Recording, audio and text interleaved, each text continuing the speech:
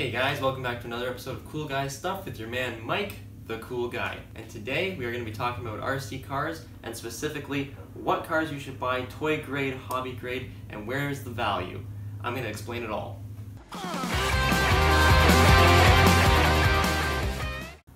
Here are a few RC cars in my collection, and we're going to go through them all right now and kind of pros and cons of things and prices. So, this little guy right here is a toy grade car. Pick up one of these for around, $25 kind of thing. And this particular one's quite old. It's withstood the test of time. They're relatively durable usually because there's not that many moving parts on a car like this, right? There's no suspension parts. The body is a hard plastic body, so it can get beat up a little bit and be totally fine. Pros and cons of something like this. These cars here often will have like an AM channel radio, which is subject to interference and things like that. So these are the types of cars that get all twitchy and don't have very good range or reception. And it's basically for indoor use, right? So it's very limited as well because of its size. The other big problem with a car like this is batteries, right? So we're not looking at any kind of battery packs or anything like that that are rechargeable. It's batteries, AA's or AAA's or whatever, a 9-volt sometimes with cars, and you'd have to supply your own batteries. Of course, they're not included, right? Typical commercial, batteries not included. And on top of that, if you want to get rechargeable batteries, you now have to buy rechargeable batteries and a battery charger, which is going to up your total cost, right? So your $25 car might turn into more like a $50 setup once you've added in rechargeable batteries and a charger for it. Okay, so there's that. And if you're going to spend $50 anyway, okay, we can look at something like this. This car right here is around $50. So I'm already seeing more value with this, right? We've got a car that has, working suspension. It's very basic suspension, right? Like, they're plastic shocks, just friction. There's no ball joints on these, so when the springs, bounce up like that, you bend the wheel sideways, right? So it's not the greatest suspension setup, but it is there. And on top of that, with a car like this, you've got a battery pack in here that is rechargeable. And this particular car for $50 came with 2 rechargeable battery packs and 2 chargers. And this has got a 2.4 gigahertz remote system, which the technology is hobby grade worthy. It's not going to be subject to interference. You're going to get significantly better range than something like this. So if you're going to go with a toy grade thing, simply to save money for the costs, you want to buy your kids something fun to play with, you're going to get a little more bang for your buck with something like this that's got rechargeable batteries over something like that. That's my 2 cents. Neither one of these cars is going to be overly fast. They're only 2-wheel drive. They're toys. And your kids are going to grow out of these relatively quickly, and you cannot upgrade them, and you also cannot replace parts. And that's a big problem with toy grade stuff. It doesn't matter how big it is or how much money you spend on a toy grade car, you cannot generally replace pieces and fix it. The motor, right, it's in here, it's a sealed thing, it's got gears. The gears cannot be swapped out for different sizes to make it faster or more powerful. Motor can't really be swapped out and changed, right? If anything on this car breaks, you're pretty much done unless you can rig it together or perhaps find a parts car and dismantle this thing, which is probably no easy task. But it is a better value when it comes to a toy than something like this that doesn't have rechargeable stuff. Okay, onwards and upwards. So these cars are all hobby grade cars. Now the cheapest one in this lineup, you're looking at about $150, which now we're looking at better value in my opinion. Again, you are spending triple the amount you would on that car, but in my opinion you're getting a lot more than that. So this car in the middle here, right, I just had these in line of scale, not price or anything. So this car in the middle right here, this guy, right, the body just has clips on it, right, little things that get lost all the time. And there you go, you can pop the body off like that. Everything on this car can be replaced and changed, and in fact generally has been changed. The wheels and tires are different. This servo motor here that controls the steering is a universal thing. It goes into any of the hobby grade stuff, it's changed. Motor, speed controller, all these things, the receiver and the radio. When I first got this car, about 15 years ago, it came with an AM radio, which sucked. It came with a relatively slow motor and gearing setup, but the nice thing about it is it's upgradable. You can buy parts for this, and as I'm crashing it and bashing it around, I can replace things. So the shocks, for example, I never replaced the shocks. They're only plastic, and they're not even oil filled, I don't think. Oh, they are. Oh, this one is. Yeah, it's got oil in it. Yeah. Oh, the back ones don't. Oh, that one does. Okay, so I popped some shocks at some point and never bothered putting oil back in them. But fillable oil shocks, right? Big plus, but they are plastic. Most of the parts on here are plastic. It does have a metal chassis, which is kind of cool.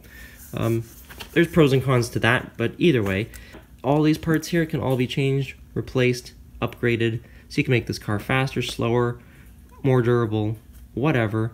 You got full differentials, right? It's 4-wheel drive. So for, you know, $150, you're getting a lot. You're getting a lot of stuff. And when you do get sick and tired of how fast it is or slow it is, you can change that. You can do something about that without having to go out and buy another car or something more expensive or whatever. Now, the downfalls of something like this that is inexpensive, you don't really have anything for adjustable, you know, stuff. There, you know, you can move the shocks over a little bit, right? There's a second hole, and there's, you know, holes here to move this, but that's pretty much that. You've got plastic drive shafts in here, and that's the end of it. There's no tuning for your toe in or camber or anything like that. It just is what it is. You know, you can't really change much else about this. But hey, as a fun afternoon, this is a great toy, and there's no reason you can't have fun with this. Then we move into something like this. That car there, or this little guy here, right? If you're not into this big stuff that's going to take up a lot of space in your house, or, you know, taking it to the park becomes an entire production because you have to fit this thing into a car or whatever, you can get something like this. It's nice and pocket size, kind of like a toy grade sort of deal, except it has all the fun and features of the hobby grade stuff.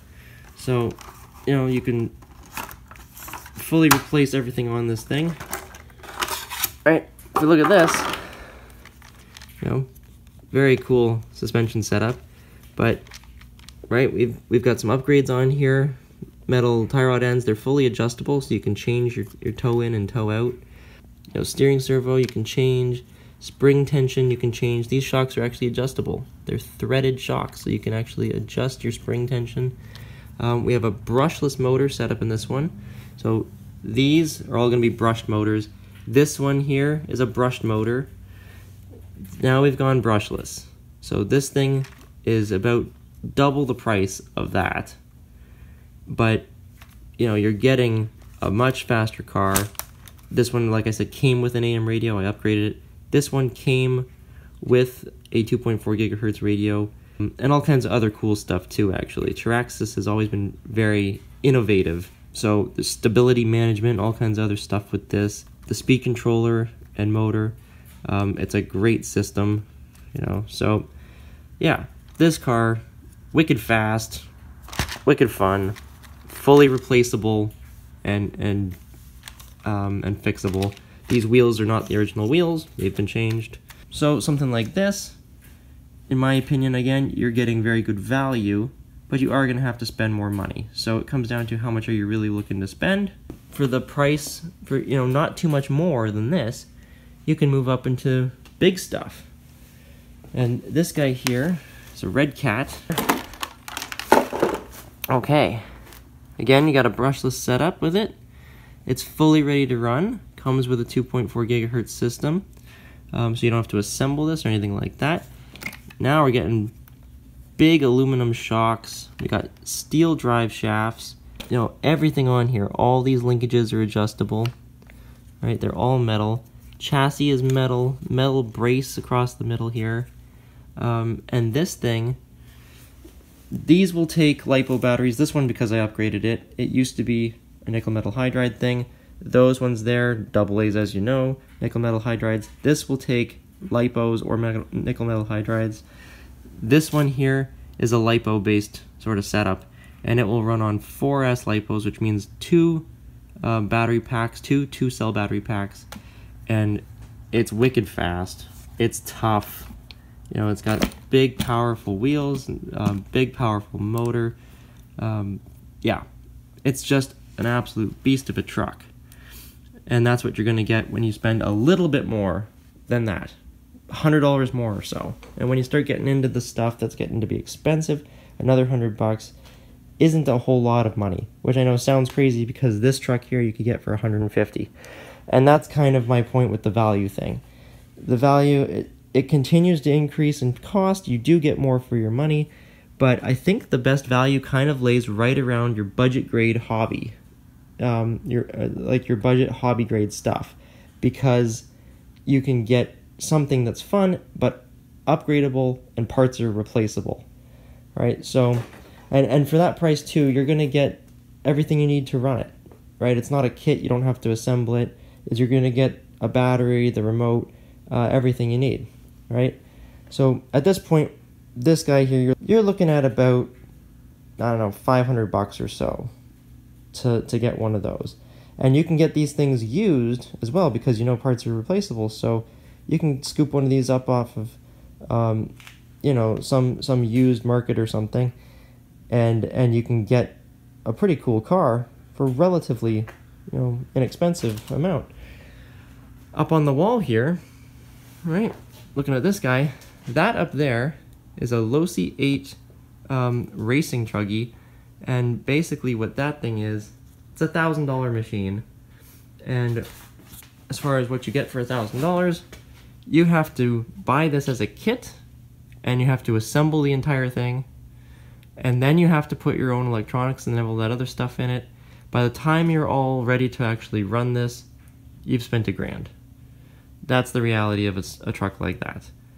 But yeah, they are next level as far as performance, and they are intended for racing. It is a pro grade machine. The value isn't there for the average person who's getting into this hobby and playing with this stuff. So it begs the question, why do I even have it? Because I scooped this thing up for a solid deal.